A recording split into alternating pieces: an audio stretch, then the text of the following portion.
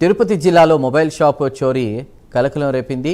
తిరుపతిలోని అన్నమయ్య సర్కిల్ పరిధిలో ఉన్నటువంటి సోనో విజన్ మొబైల్ షాప్లో దుండగులు భారీగా చోరీకి పాల్పడ్డారు.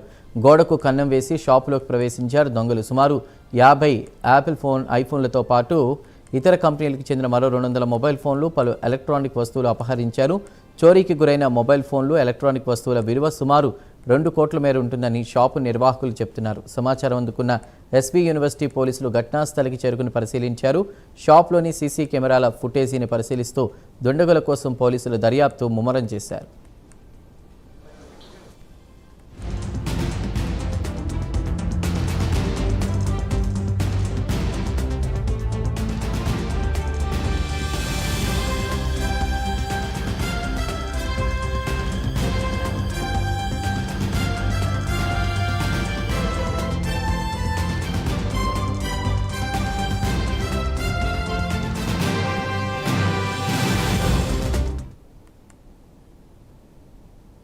దిశను ఉపసంహరించుకుంటూ చంద్రబాబు ప్రభుత్వం తీసుకున్న నిర్ణయం